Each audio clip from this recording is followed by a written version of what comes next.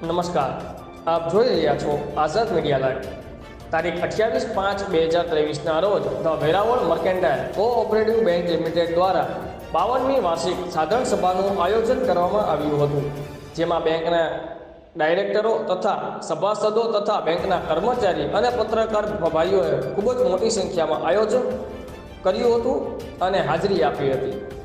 ડાયરેક્ટરો દ્વારા સભાસદોને 2-4 નિયમોમાં ફેરફાર થતાં સમજાવવામાં આવેલા હતા, તેમજ આ વર્ષે સભાસદને ડિવિડન્ડ 13% જેવું ચૂકવવામાં આવશે તેવું જ જણાવેલ, તેમજ 2022થી 2023માં બેંક દ્વારા કેટલો નફો કરવામાં આવ્યો વગેરે વિષય પર ચર્ચા કરવામાં આવ્યો હતો અને કાર્યક્રમને સારો એવો પ્રતિસાદ મળ્યો હતો।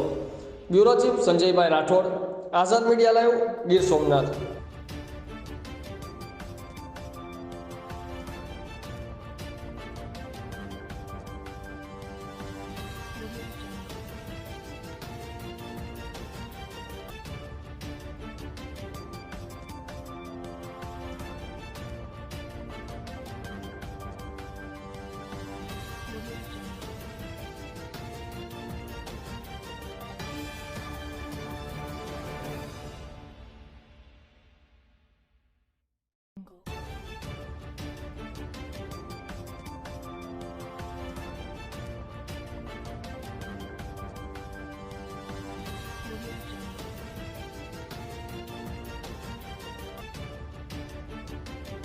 વેરાવળ મર્કેન્ટાઇલ કોઓપરેટિવ બેંકની 52મી વાર્ષિક સાધારણ સભા ચેરમેનથી જયેશ શાહ, મેનેજિંગ ડિરેક્ટરથી પ્રધાનમંત્રી એ શાહ, ડિરેક્ટરશ્રીઓ, સભ્યોના સદસ્યો, શાખા કમિટીના સદસ્યો તથા સભાસદોની વિશાળ હાજરીમાં મળી હતી, જેમાં બેંકે વર્ષે 22-23 દરમિયાન કરેલ કામગીરીની વિસ્તૃત ચર્ચા કરવામાં આવી હતી। 31/3/2023ના રોજ બેંકની ડિપોઝિટ 697 કરોડ રૂપિયા, ધિરાણ 413 કરોડ રૂપિયા અને કુલ બિલ 1111 કરોડ થયેલ છે અને સભાસદોએ બેંકની પ્રગતિથી સંતોષ વ્યક્ત કરેલ છે અને બેંકે 13% ડિવિડન્ડની જાહેરાત કરી તે સભાસદોએ હર્ષોલ્લાસથી ઉઠાવી હતી અને બેંકના દરેક ઠરાવો સર્વાનુમતે પાસ થયેલ છે।